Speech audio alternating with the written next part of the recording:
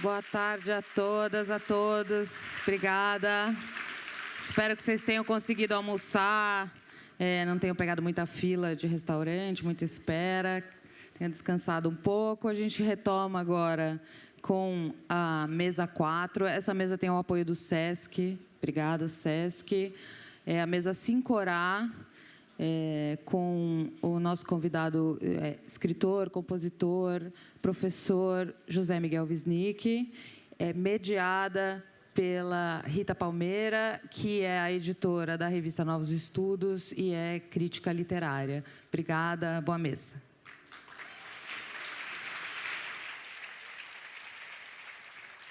Bom, boa tarde. Obrigada, Fernanda, pelo convite. É uma alegria estar aqui hoje ao lado do José Miguel Wisnik. Eu vou apresentá-lo, falar um pouquinho do livro sobre o qual a gente conversa hoje. Ele é paulista de São Vicente. José Miguel já esteve algumas vezes neste palco paratiense.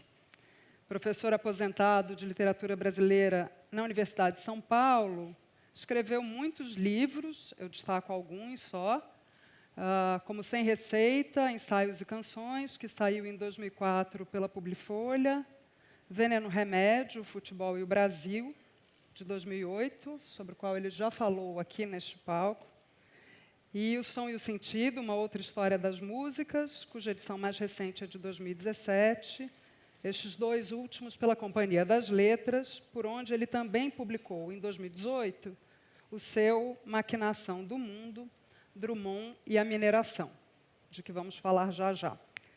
Além de ensaios, o Zé Miguel, como muitos sabem, e a Fernanda já anunciou, compõe canções, trilhas e tem 5 discos gravados. O livro sobre o qual ele falará hoje foi lançado 1 ano atrás. Pouco mais de 2 anos e meio depois da tragédia de Mariana, mas há 6 meses da de Brumadinho. A ideia de falar da obra de Drummond a partir da sua relação com a mineração é, como ele conta no livro e certamente contará aqui, anterior a tudo isso. Mas os 2 recentes desastres ambientais e sociais provocam ainda maior estupor, e olha que estamos em tempos de assombros diários, quando sabemos que o poeta de Tabira do Mato Dentro vinha se insurgindo contra a presença da Companhia Vale do Rio Doce em sua cidade desde pelo menos a década de 50. A chegada da companhia mineradora modifica a paisagem local, tanto a física como a humana, porque, como sublinha o Zé Miguel, em Minas a geografia física é geografia humana. E muda a relação de Drummond com a cidade natal. Nesse ensaio, em que o Zé Miguel alia com enorme erudição a fortuna crítica de Drummond e a interpretação minuciosa de texto, ele se detém particularmente no poema A Máquina do Mundo, publicado em livro em 1951, em claro enigma, e propõe uma leitura que leva em consideração a relação do Drummond com a mineração brasileira atravessada pela guerra e pelo mundo, como Zé Miguel faz questão de frisar. O momento para esta conversa não poderia ser mais oportuno, política e poeticamente. Afinal, e eu cito aqui o Zé Miguel, o grande buraco geral que a mineração cavou no território de Minas, aí palavras minhas, segue a todo vapor. E aí agora, tomando de empréstimo a bela formulação da Valnice ontem à noite aqui na tenda, quando falou sobre Euclides da Cunha, Drummond, ele também deve ser lido todos os dias. Zé Miguel, eu vou começar então fazendo 2 perguntas maiores para que você possa falar mais livremente do livro de forma, enfim, mais ampla. Eu queria te pedir para comentar algo que você conta logo no início de A Maquinação do Mundo, que é de como, da viagem que você faz a Itabira em 2014, você chega à leitura de A Máquina do Mundo à luz da mineração.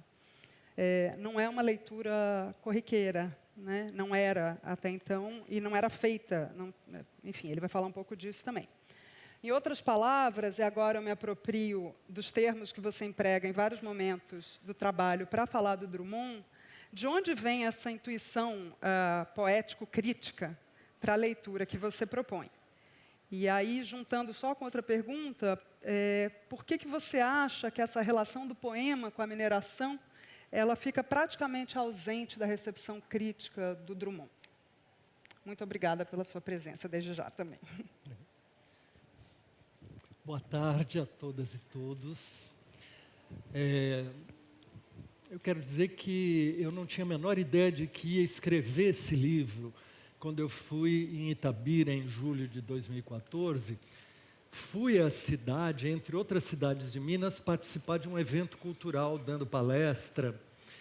E, no entanto, em Itabira, depois de algumas horas na cidade natal de Drummond, é como se a minha visão do poeta e da obra do poeta tivesse se transformado e ganho dimensões que eu não imaginava e que estão ligadas ao próprio fato de que a devastação que a mineração promoveu em Minas Gerais ao longo, especialmente da segunda metade do século XX, ela passou despercebida aos olhos do Brasil. Na verdade, há poucos meses depois de Brumadinho é que a gente passou a ver, na verdade, isso transbordou aos nossos olhos o rompimento da barragem de Brumadinho, como já tinha sido a de Mariana, mas a de Mariana é como se ela fosse um acidente excepcional. E Brumadinho, pela sua escala humana também, ela nos colocou a todos diante dessa visão estarrecedora, inacreditável, que era o quanto milhões de toneladas de rejeitos da mineração represados podiam, de repente, se voltar numa golfada hedionda, para usar uma expressão que Nelson Rodrigues usa para descrever os sertões de Euclides da Cunha. O Brasil só pode se mostrar e se ver, ou ele se dá a ver, como uma golfada hedionda. Então, isto que define os sertões, define o acontecimento de Minas Gerais, este que se estampou a nossos olhos, a nossas retinas fatigadas, né, para lembrar o verso, a expressão de Drummond no famoso poema No Meio do Caminho tinha uma pedra, né? O que acontece então em Itabira é que eu, depois de décadas dando aula sobre a obra do Drummond, eu não imaginava que a paisagem da cidade e o entorno, a vida, em suma, todo o mundo socioambiental da cidade tinha sido afetado. E alguns dos emblemas mais representativos da própria presença, da própria memória do Drummond estavam marcados pela história da mineração.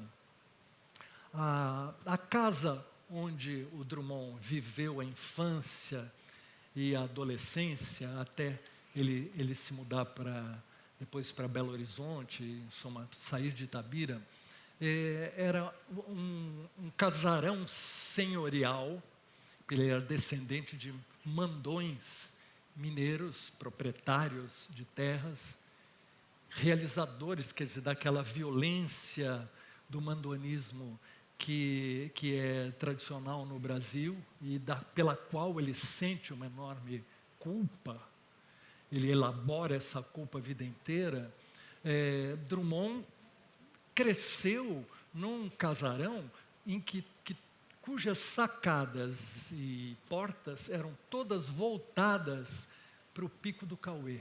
O Pico do Cauê é um colosso de ferro, ao pé do qual a cidade foi criada no século XVIII, no período da mineração. Então, é uma cidade que tem uma reserva ferrífera descomunal, que estava ali aos olhos de todos, né? tem o seu primeiro poema sobre Itabira, no seu livro de estreia, Drummond diz que cada um de nós tem seu pedaço no Pico do Cauê. Ou seja, é como se na cidade todos partilhassem. O Pico do Cauê é de todos, mas todos tinham como se fosse uma porção de si empenhada naquela montanha. O próprio Drummond diz que o Pico do Cauê é talvez a primeira imagem do seu inconsciente, é a baliza do espaço e do mundo. E, ao chegar a Itabira, é que eu constatei o fato, que me parecia inimaginável, que o Pico do Cauê não existia mais. Ele tinha desaparecido e era uma cratera de 200 metros de profundidade. Portanto, a casa do Drummond estava voltada para essa montanha que ali estava com uma presença assim alucinante de uma ausência, né? A gente podia ler, eu já tinha lido um poema de Boitempo que fala, chama-se A Montanha Pulverizada. É um poema sobre quase esse pesadelo que ele narra, dizendo que um dia ele chega à sacada do sobrado, é como se ele chegasse em sonho à sacada do sobrado e não encontra a montanha foi pulverizada e levada num trem monstro de 150 vagões e 5 locomotivas. E então a montanha, em suma, a poesia de Drummond registra o desaparecimento do Pico do Cauê. Mas a gente lê na poesia e pensa que aquilo é uma figura de estilo, que é uma hipérbole, que é um exagero poético, uma coisa assim. Mas, em loco, quando a gente está na luz e na escala do lugar, é que a gente vê de repente que não, uma montanha desapareceu, montanhas desapareceram, rejeitos foram represados. A matriz do Rosário, que tinha o sino Elias, era colada à casa do Drummond, e portanto ele cresceu ouvindo dia e noite esse sino que pontuava a vida da cidade. Essa igreja, ela desabou na altura de 1970 e, segundo dizem os testemunhos locais, desabou porque as dinamitações da mineração fizeram com que ela caísse junto com esse sino. O sino ressoa na obra do Drummond inteira. Tem poemas maravilhosos em que um sino insiste em tocar. O próprio poema A Máquina do Mundo é uma visão que se dá no entardecer, na noite de uma estrada pedregosa de Minas. Ele é um poema movido pelo sino, é o som do sino rouco que faz com que apareça essa visão, assim como o maravilhoso poema chamado Relógio do Rosário, é um poema sobre o sentimento da dor do mundo, da dor do vivente, a dor de todos os viventes. Esse poema também se dá, esse sentimento dionisíaco da dor do mundo se dá porque o sino toca e faz com que se dê uma espécie de projeção do poeta no âmago de tudo, né? Então, um sujeito que entra no âmago da dor de existir e compartilha isso com todos as gentes, os viventes, humanos e animais. Tudo isso, então, quando a gente está em Itabira, de repente, vê que essas coisas foram marcadas pela mineração, é só então que me ocorreu, quer dizer, eu fiquei sabendo, e isso não é uma coisa de que a crítica sobre a obra de Drummond trate, fiquei sabendo que a Companhia Vale do Rio Doce foi criada para explorar o Pico do Cauê, em Itabira, e, portanto, Drummond cresceu de frente para o crime, a gente pode dizer, usando a expressão da canção de João Bosco e Aldir Blanc, não é? Ou seja, ele é testemunha profunda do acontecimento central da mineração no Brasil. Isso é um acaso espantoso que o mais abrangente e poderoso poeta brasileiro tivesse essa intimidade com o mesmo colosso mineral que foi a montanha para a qual se criou a Vale e que, a partir da qual a Vale cresceu e se tornou essa grande máquina mineradora, vamos dizer, de alcance mundial. Então, por tudo isso, é que a gente fica vendo que, quando está ali, que Itabira não é só cidadezinha qualquer do mato dentro, como poema do próprio Drummond diz, né? Aquela cidadezinha, aquela vida lenta da extrema província, distante de tudo. E o poema que ele termina dizendo assim: eita vida besta, meu Deus. Na verdade, Itabira era essa provinciazinha, era essa cidadezinha qualquer, mas era ao mesmo tempo uma cidade que estava na mira dos interesses do mercado mundial do ferro desde a década de 1910. E, portanto, ele cresceu já no momento em que as minas em Itabira foram compradas por empresas americanas, inglesas, francesas, depois que se anunciou que as jazidas de minério de ferro no centro de Minas Gerais eram enormes e de um ferro do mais puro, vamos dizer, calibre, né, ferrífero. Então, o que acontece é que houve uma corrida para as jazidas de Minas na década de 1910. O primeiro poema do Drummond, sobre Itabira, aquele que eu disse, cada um de nós tem seu pedaço no Pico do Cauê, diz também que as calçadas, as ferraduras soam como sinos, porque tudo de ferro, como diz o outro poema, A Confidência do Itabirano, né? 90% de ferro nas calçadas, 80% de ferro nas almas. Então a gente sabe que o ferro é a matriz daquela sensibilidade introvertida, né, daquela dureza do que se vive ali. Mas, mais do que isso, é uma história que está em jogo e que atravessa o século, porque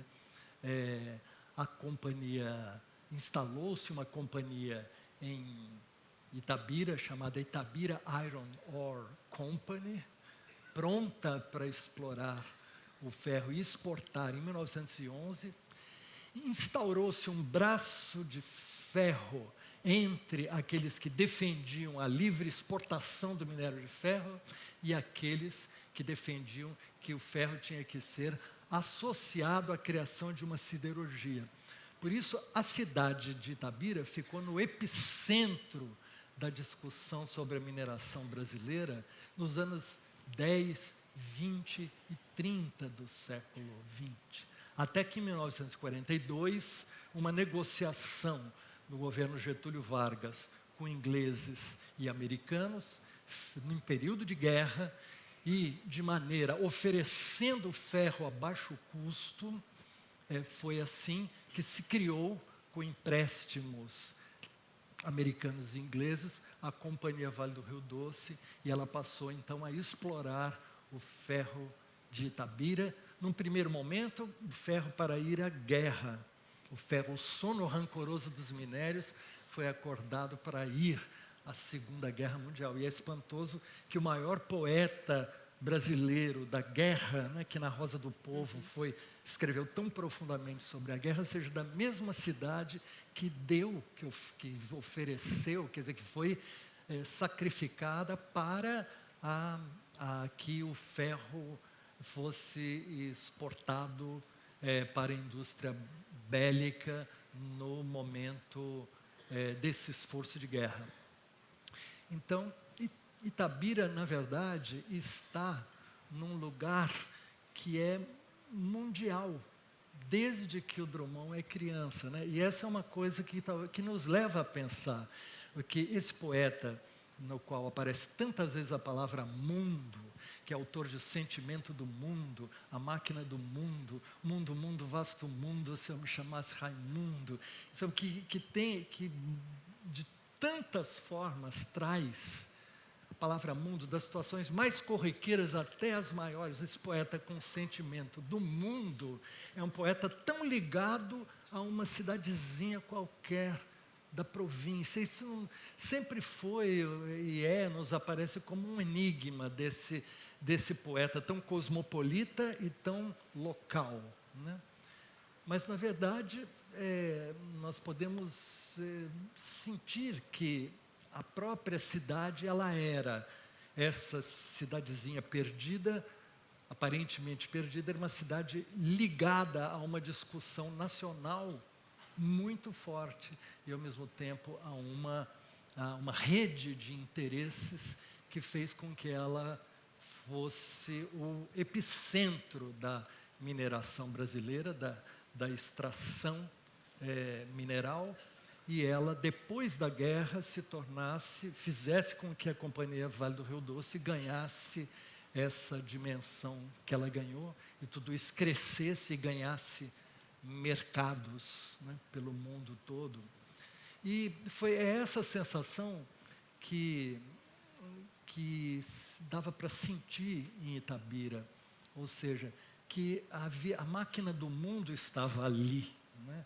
E a máquina do mundo, no sentido dessa máquina poderosa de interesses, de exploração e exportação daquelas riquezas materiais e imateriais do lugar, né, que se alastrou por Minas, tudo isso foi vivido por Drummond em vida. Aliás, essa história da Vale, praticamente, essa história acompanha a vida de Drummond, que nasceu em 1902 e morreu em 1987, quando a Vale estava constituída como essa grande companhia mundial e quando a montanha do Cauê tinha desaparecido e Itabira vinha sofrendo já as consequências da presença mineradora.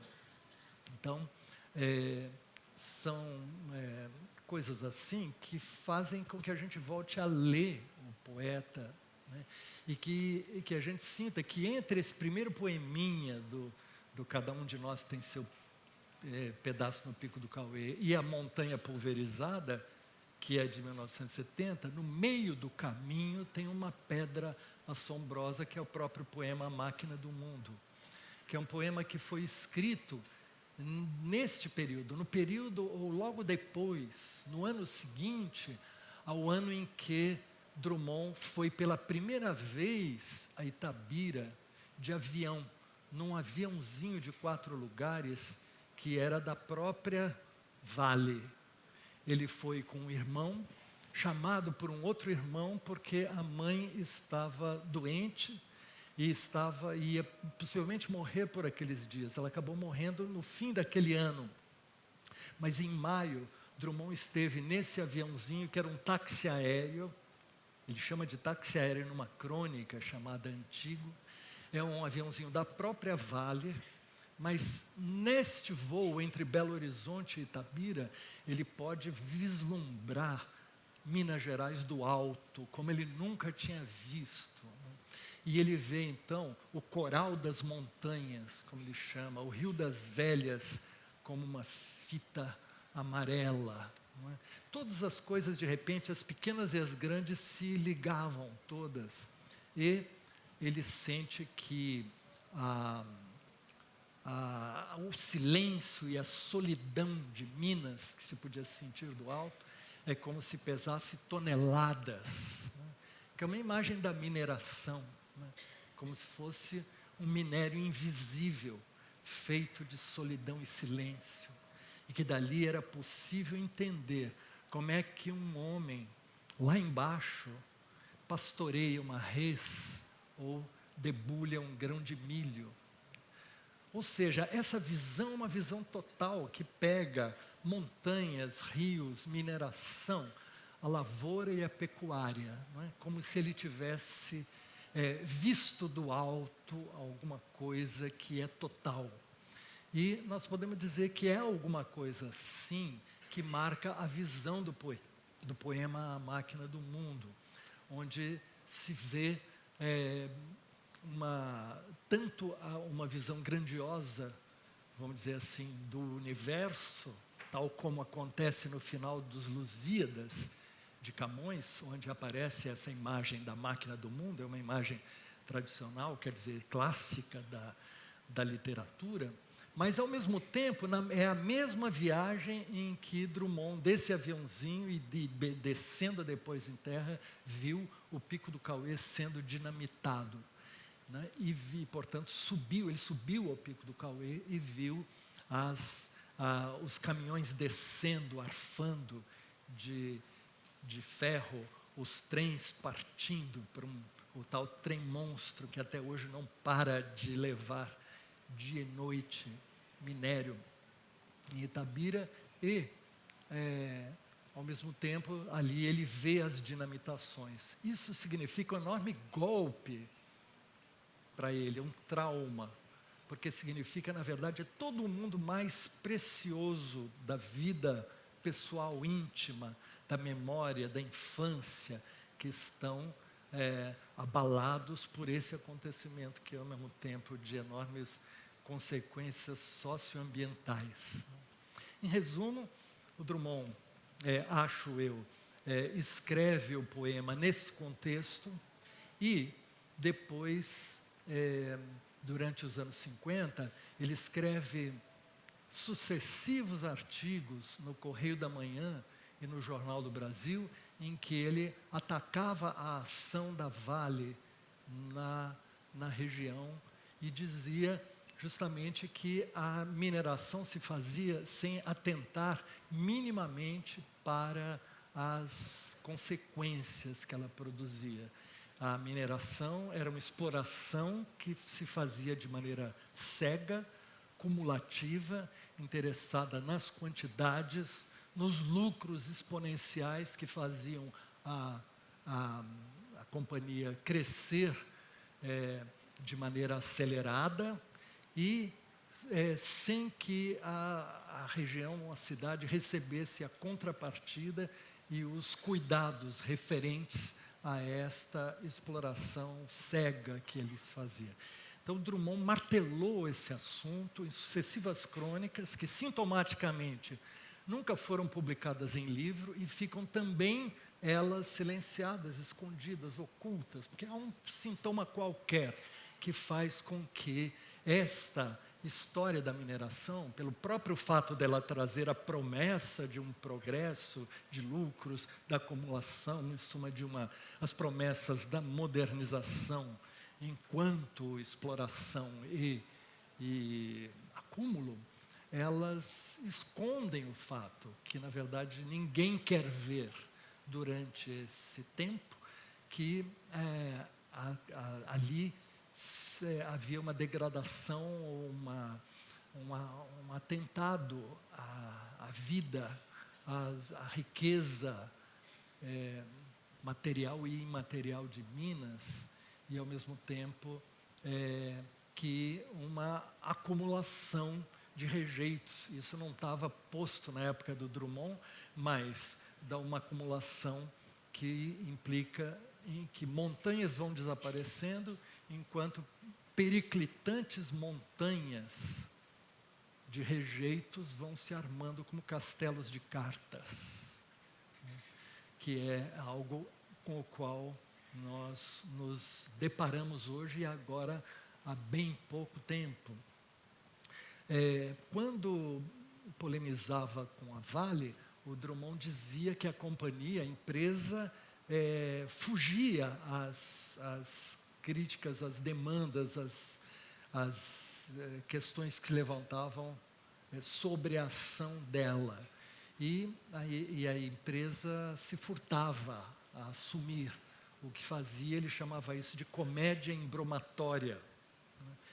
Isso está num poema que ficou corrente, agora na época de Brumadinho, que a vale, o rio é doce e a vale é amarga, né? Então, Drummond dizia isso nos anos 50. De certo modo, ele enfrentou essa luta sozinho, junto, na verdade, com cidadãos de Itabira, que municiavam o poeta com dados sobre essa realidade local, que ele vocalizava nos jornais do Rio. E assim foi. E eu estou só fazendo uma introdução ao tema e acho que o tempo acabou.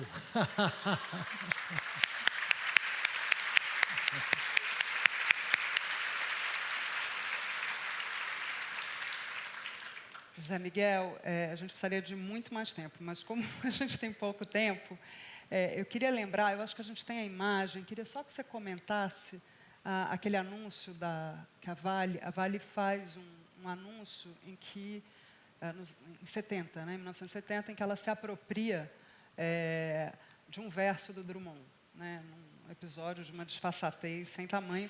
A gente tem uma imagem que faz parte do caderno de imagens do livro, inclusive. Quem tem o livro pode achar. Acho que é da Fundação Casa Rui.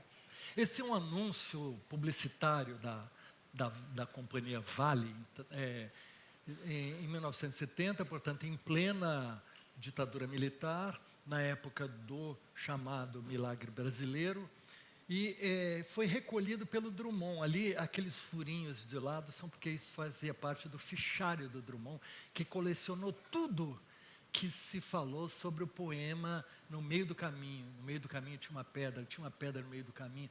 Drummond foi atacado sucessivamente, logo depois que esse poema foi escrito, nos anos 30, 40, 50, 60, não parava de haver diferentes usos. Primeiro, achincalhando o poeta por fazer um poema aparentemente sem sentido. Depois, a expressão no meio do caminho tinha uma pedra foi se tornando uma dessas expressões correntes na língua, coloquiais, que fazem parte das expressões como se fossem criadas, essas que são criadas por ninguém, que todo mundo fala, né? Aliás, Drummond, sendo um poeta tão denso, é um dos maiores hitmakers frásicos da poesia brasileira, porque ele tem tantos versos, né, como esses mesmos, e agora José, ou João amava Teresa, que amava Raimundo, ou estou cansado de ser moderno, agora serei eterno, né? São essas coisas que ficam no caminho, mas nenhum mais do que tinha uma pedra no meio do caminho, né? E esse poema depois se tornou usado por todas as correntes políticas, em suma, ele foi assimilado e aquele poema que parecia, no princípio, era acusado de não ter sentido, de não fazer sentido, passou a ser usado para tudo, como se ele tivesse todos os sentidos possíveis. E isso não deixa de ser um sinal do que é poesia. Quer dizer, poesia é esta linguagem com muitas dimensões de sentido que podem explodir. Um poema é uma verdadeira bomba que explode com estilhaços semânticos para todo lado.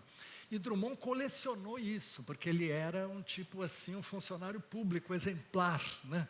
E ele mesmo recortou tudo que ele encontrou e publicou. Na altura de 1967, eu acho um livro que era tudo que se falou No Meio do Caminho, que era como se fosse a vingança dele, tudo que se falou a favor ou contra o poema, mas ele expôs, né? O poema, antes de existirem as redes sociais e de haver essas coisas, é como se ele tivesse ele fosse objeto dessa discussão de opostos. Ele mesmo disse certa vez que ele era o autor de um pequeno poema insignificante em si, mas que tinha revelado no Brasil, como se fossem, dividiu o Brasil em duas almas diferentes, como se fosse assim, o poema marcou a diferença entre quem aceitava o enigma da poesia e quem era refratário ao enigma da poesia, mas o poema, a seu modo, acabou ganhando. Depois dele publicar o livro, no entanto, eu digo, o poema acabou ganhando porque ele, como eu disse, ele entrou para a língua corrente, não é? Mas esta publicidade é uma revanche contra o poeta, da parte da companhia. É muito raro que um poeta tenha peitado poderes geoeconômicos poderosos, porque ali, na publicidade, a chamada dela há uma pedra no caminho do desenvolvimento brasileiro. É assim que a publicidade diz. E diz, nosso caminho sempre esteve cheio de pedras, mas essa tem um significado todo particular. Com ela alcançamos essa semana a marca de 20 milhões de toneladas de minério de ferro exportados, etc. A propaganda fazia o elogio, a apologia da quantidade de toneladas exploradas e exportadas. E usando, portanto, a frase do poema, no meio do caminho tinha uma pedra, e revertendo-a para um sentido que o que interessava a empresa, que era uma pedra no meio do caminho do desenvolvimento brasileiro. Nós hoje já temos recuo suficiente, no entanto, para ver o quanto há toneladas de rejeitos, por sua vez, que estão em relação direta com essa exploração que mistura cegueira e má-fé e que não se dispõe a tentar para as consequências do processo, né? Então, é justamente com essa cegueira e essa má-fé que o Drummond se bateu todo esse tempo, e aquela publicidade, portanto, um sintoma gritante dessa luta surda que se deu durante esse período. Bom, eu vou até ficar de costas para não receber olhares reprovadores da produção, mas eu vou fazer uma última pergunta. A gente fingirá que não. Não me conte a cara que eles estão fazendo. Vamos olhar. Eu queria, na verdade, quando a gente conversou, a gente falou um pouco de como essa imagem do Drummond sobrevoando Minas, né, e, enfim, vendo Itabira do alto, de como isso lembrava o Euclides do fim dos sertões, aquele momento em que vingaram, né, vimos como quem vinga a montanha altíssima. Eu te pediria para comentar isso, mas eu vou ter que juntar com a nossa última pergunta, infelizmente, que já que a gente está chegando ao fim, o Zé Miguel, no livro, ele faz um pós-scriptum que chama É Agora, José, né? Um afirmativo, é agora, José. E ele comenta, entre outras coisas,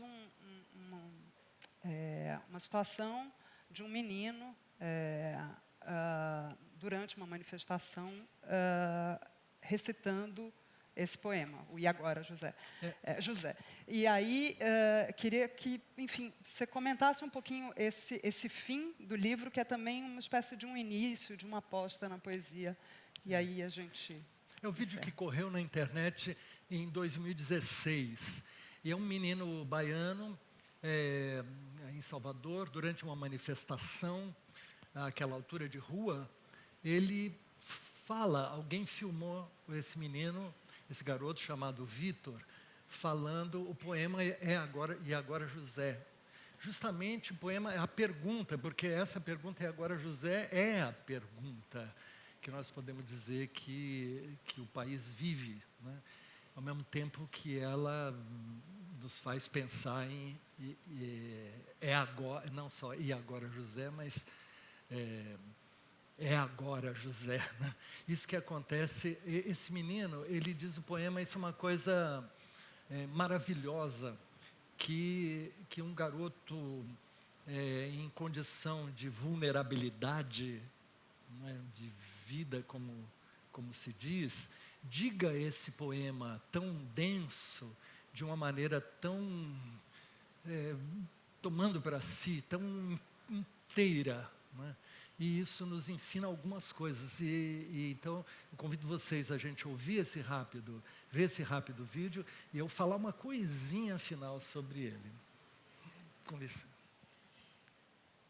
E agora, José, a festa acabou, a luz apagou, o pombo sumiu e a noite esfriou. E agora, José?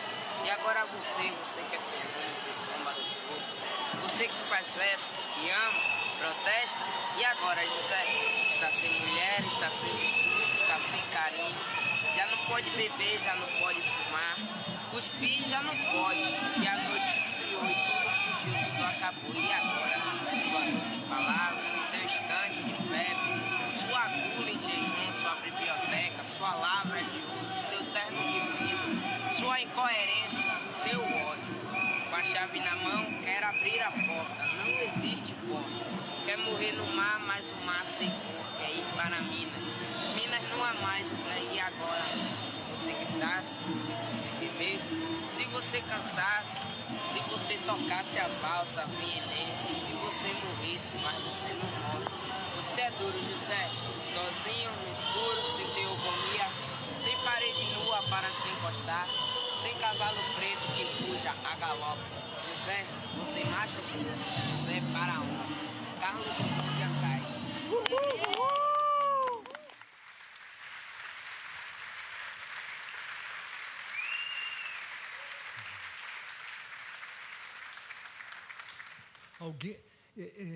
Esse garoto dá uma lição na escola brasileira toda.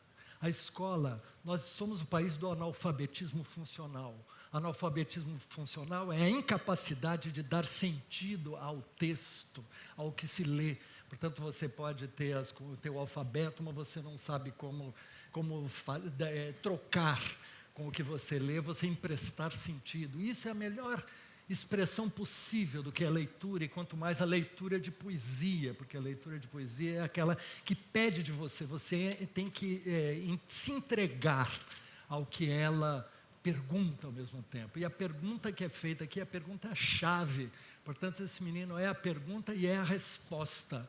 Resposta, ao mesmo tempo, desafiadora para nós, porque a gente sabe, fiquei sabendo na Bahia que esse garoto, que ao mesmo tempo ele não quis virar um bibelô da mídia depois que esse coisa correu, ele se evitou um pouco a fama, digamos, passageira que esse vídeo lhe daria.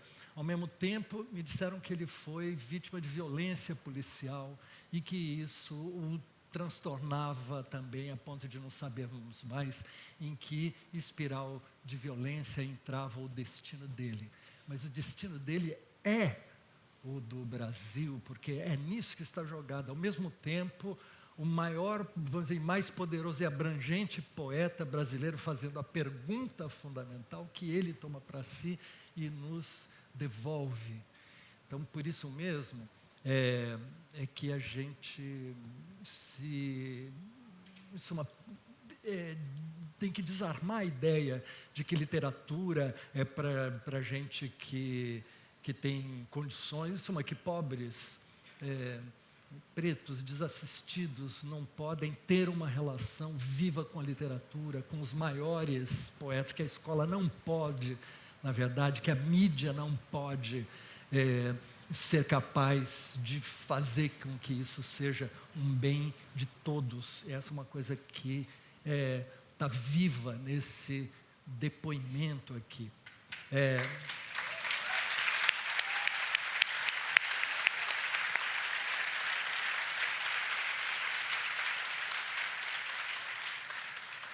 Então, completo isso com algo que complementa essa visão, essa aparição. Na verdade, tem educador ou educadores não visíveis que, de algum modo, levaram para a criança esse repertório e esse garoto tomou para si esse repertório. Tem gente trabalhando pela poesia, pela cultura e educação, as duas que estão sob ataque neste momento, e que são exatamente cruciais para tudo isto.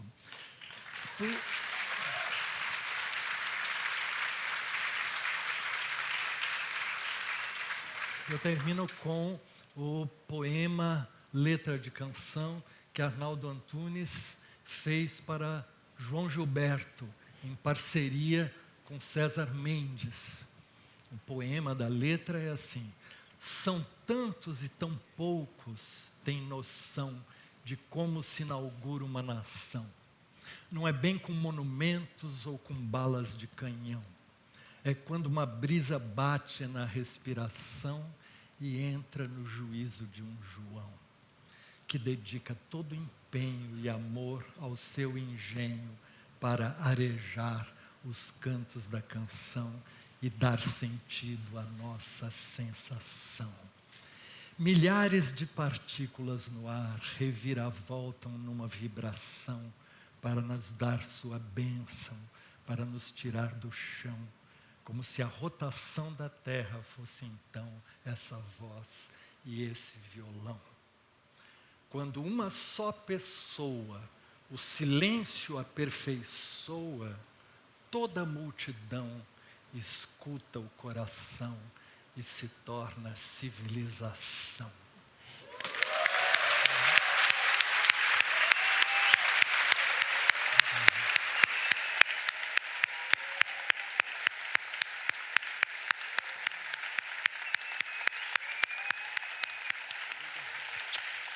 Bom, muito obrigada. Antes que soem os sinos, obrigada, Zé Miguel.